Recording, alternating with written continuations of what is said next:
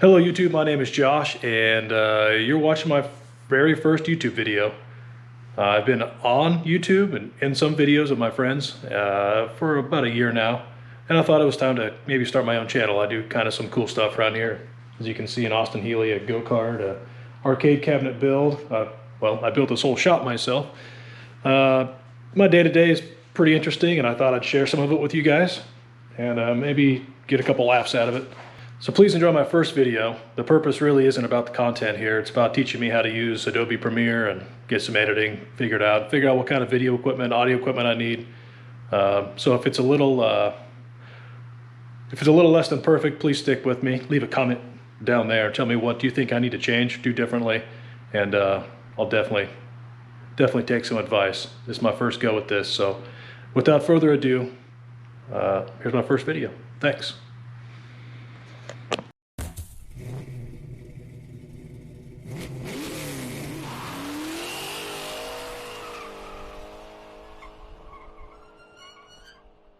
Good morning, YouTube. Let's see, it is 50-ish outside. We're just recovering from a frosty.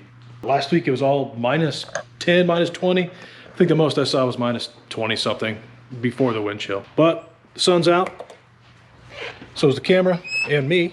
I'm gonna introduce to you my 1984 Ford Bronco.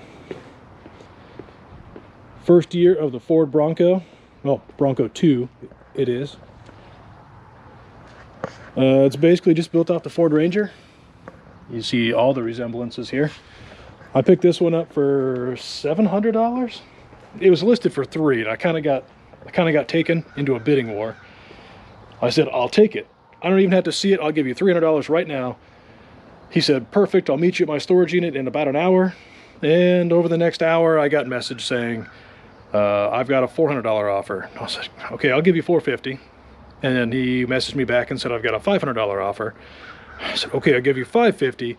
By the time I got there, he was up to $700. And I said, this is it, man, all in. This is all I'm willing to pay. And he took it. I don't know if he took me, but he took my money. And this is pretty much it. It's just a XLT, nothing special. Tan with gold. I've never seen that livery before, but nice gold tan interior. I don't even know what you would call this. Butterscotch, maybe.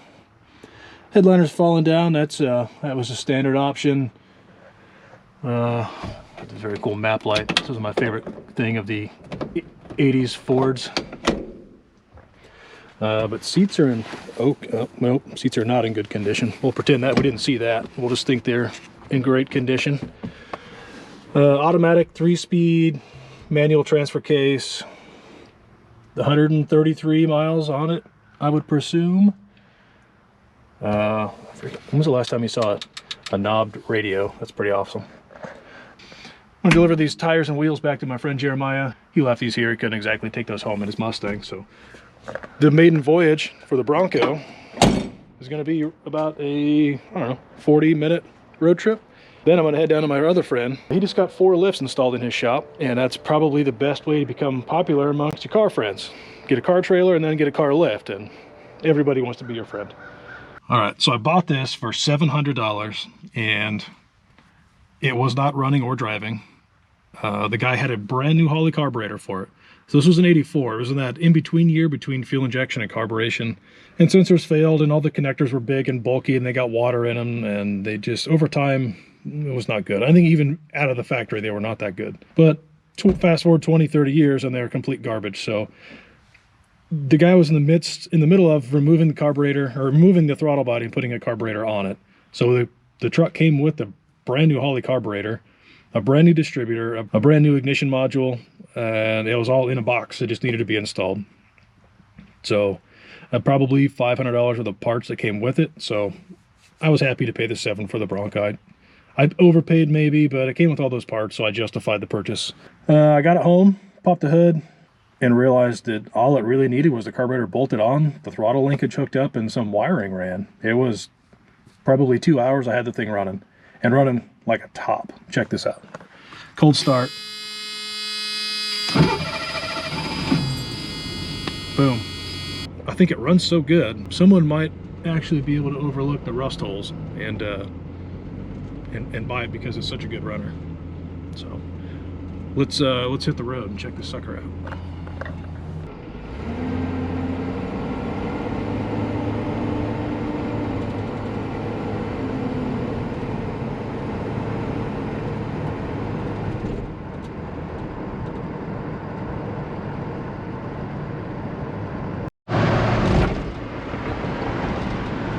Well, we've been running about 40 miles an hour for about a mile or two now. I don't know if you can hear all that wind noise. I'm having a yell at you, I feel like. And it sounds like that back hatch is about to fall off. Oh, listen to that. Well, update. I just threw my seatbelt on and found out this thing's more of a death trap than I thought. One, the seatbelt's like beef jerky. And being as old as I am and sitting in the sun its entire life, it's just a strip of leather basically. And I'm pretty sure the whole purpose of this seatbelt is to have a cog mechanism to stop it from coming out. So should your body fly forward and trying to yank that sucker out. So I don't know, maybe the lap belt will hold me in if we go upside down, but I'm definitely gonna run into the windshield if I hit somebody going forward.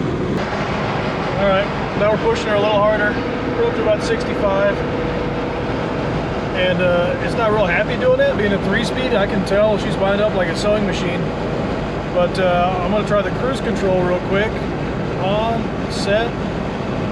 Holy, look at that. What a great purchase for 700 bucks.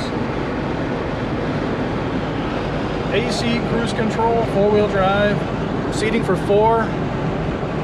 Man, I'm happy. This is great.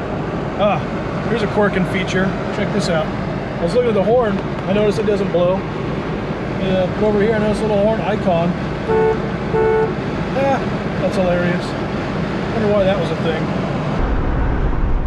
So it's been about 30 minutes and I've been just alone with my thoughts driving down the highway. And I realized I need to move the radio up the list on repairs because, God, this is boring. God, this is mind-numbingly boring. I feel like I'm sitting in after-school detention in one of those tiny plastic chairs, just alone with my thoughts for an hour. It was kind of therapeutic to begin with, but now it's just painful.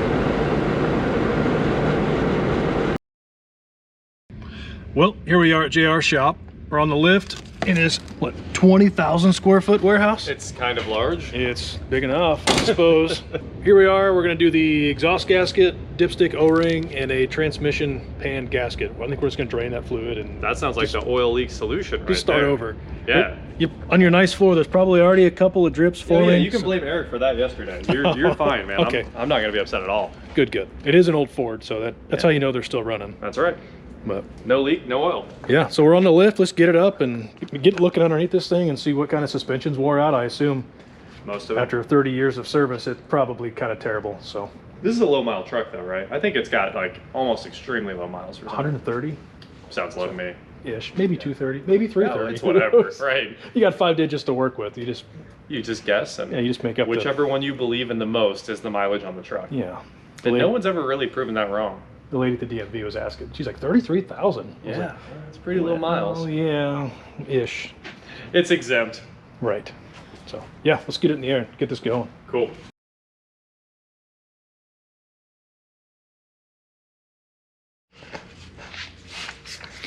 Well, this is the first time I've been underneath this truck, aside from just doing a quick oil change when I first bought it. And there's definitely some oil leaks. I think it's coming from the front area. I was thinking dipstick.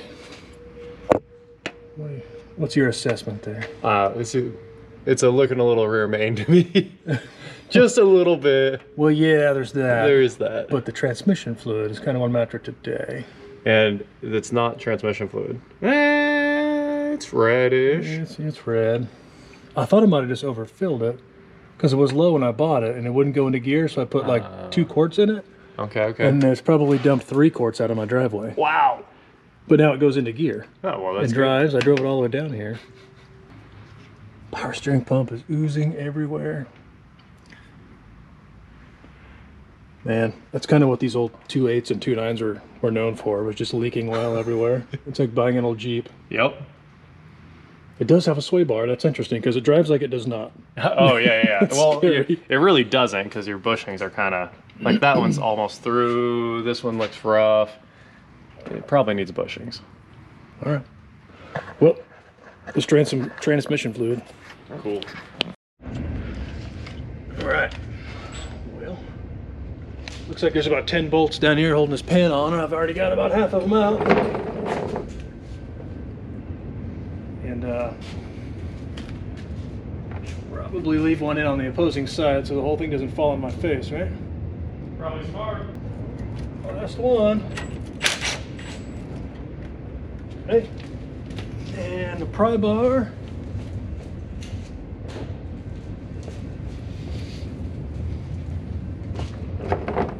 You ready? You ready for a mess? Do it. Everybody stand back. That's the stage we're in here. Just gonna drop it and let it splash everywhere. No, I kept a couple bolts in it. Oh, okay. Hey! It was almost perfect. Almost perfect. You get covered? Oh yeah. So the GoPro, it took a hit. Whew. All right, well, we survived that. And you can see most of the fluid came out right on my face, but we left 2 of those bolts in. Thankfully we did. And without this big pan, that would have been a nightmare. That's why I wanted to come use your lift. I think my driveway would not recover.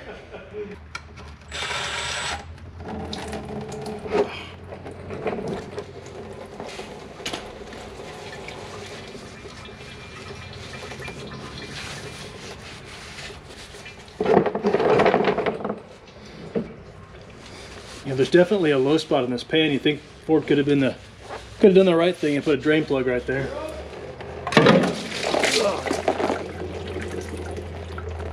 That bolt just loosened itself. Oh, sorry about your floor, bro. On the upside, this fluid does smell very good.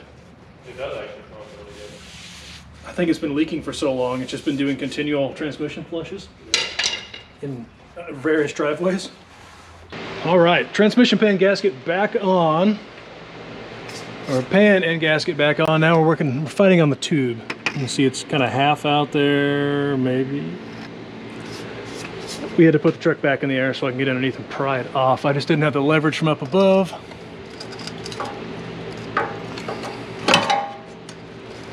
Well, just popped it off, and I don't see an O-ring at all on this thing. That might have been the problem. So we'll throw an O-ring on there, shove it all back together, and then we got to run to O'Reilly's. I got to get fluid. Oh, okay. That's the one thing I didn't bring. All right. Hey, what you doing? Well, there was a bunch of dirt inside the brake bleeder, and we're gonna bleed these right.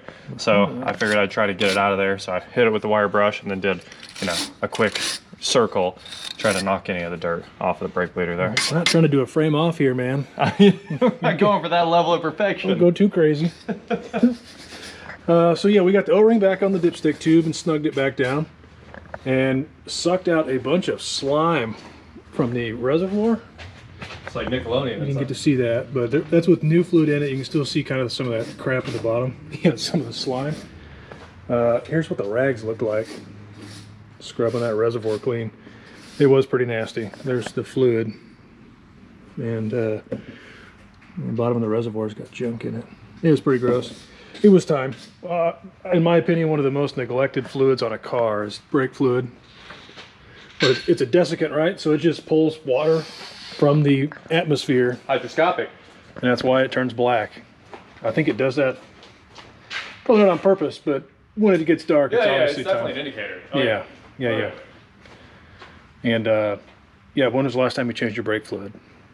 Never. Nobody ever does it. I'm guilty of that too. But since this one stops a little weird, when you slam on the brakes hard, it either pulls left or right, and you can't guess which way it's going to go. You're just along for the ride. It's like riding a horse. So we're going to bleed these brakes. Hopefully we can. Riding a horse, man. You're riding a Bronco right now. It's a Bronco. Such a hater. This thing, it's going to be rusty, isn't it? I got it to move.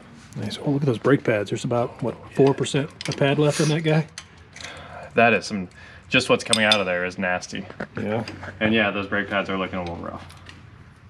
A little rough. I think I have a full set in the back of the truck. I don't think you do. Oh, look at that. That might be part of the reason why, oh, it's because you need to be able to do that to do the locker. That's funny. That O-ring is toast, isn't it? Looks like it. It's in multiple pieces. Ah, yeah, there's the other pieces. Okay, so this O-ring sits over that, and that's what keeps your grease in. But it is definitely mini pieces. I bet O'Reilly's has it. Bet you're right. Oh, yeah. Oh, those are tight. Are they? Well, while it was in the air, we noticed that the wheel bearings were a little loose, so we thought we'd pull the wheel off, snug those up, and repack them. And while we were in here, I said, I've got new brake hoses. Let's just replace these. I ordered them a long time ago, thinking these were the problem of why the brakes were so terrible. So we're going to rip all this crap off, and since we're going to bleed the fluid out, might as well do it all right. Well, the Bronco threw us another audible. It just refuses to be broke. The calipers, once we got them all bled, one was sticking, and we got to looking around. I think both fronts were actually hanging up. So to do this right, we pulled the calipers off and went and got new ones, and I poured the first one out, and some nastiness poured out. Look at this sludge coming out of this second one. And this was the better of the two, actually. Oh. But I mean, look at that junk. Bunch of rust. It wasn't quite as cool as I thought it was going to be. Well, this one was worse. You can see it all. Yeah, there was literal mud coming out of this one. So I think we did it right. Yep. Try to half-ass something, and you're not going to get good results. True. Better to whole-ass something. Driver side's on, passenger side's going on. Look at that fanciness. Ah, painted. Everything's done. Yeah, I took them out of the box and thought, these are going to rust in a matter of like 2.5 seconds. By the time I get home, these are going to be covered in rust. So we hit them with some brake clean and then shot some black paint on them. Just to keep them from rusting. I think it does add like 3 or 4 horsepower. It does, anytime you paint it. Or is that just blue? Well, it's actually orange too, yeah. Blue or red, orange. Yeah, just not black. Black only adds stealth points. I'll take stealth points. All right. What'd you find? Brake line going on? Oh. You know. I thought you were investigating other things. Nothing crazy. Gotcha. Came and do crush washers, and that's good because I thought we were reusing the existing crush washers on the old calipers. Yeah. I was a little nervous they were going to eventually leak. Well, these ones aren't going to. But yeah, no, these are not.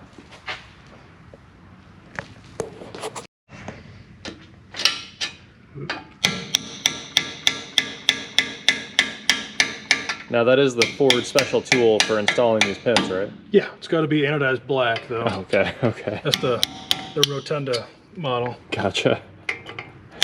I see it's reversible too. You just do whatever you want with it. Yeah, it's a multi-tool. Gotcha. Like a 7-in-1. There you go.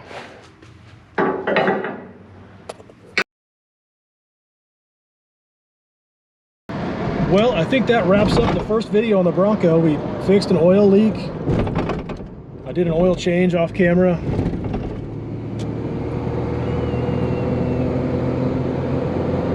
the heck was that sound? Okay, we got it stopping probably as good as it ever did when it was new. So all in, I think we're up to just shy of $1,000 in the Bronco. I don't really know where we're going to go from here. Probably do some interior renovation, just get it back to looking good, smell a little better. But if you enjoyed this video, let me know by hitting that like button. If there's something you think I can do differently or better, leave a comment below. And we'll see you on the next video. Thanks.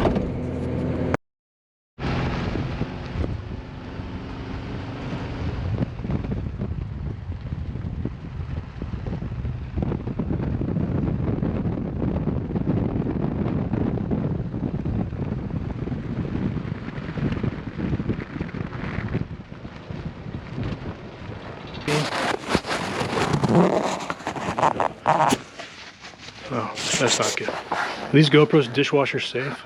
Yeah.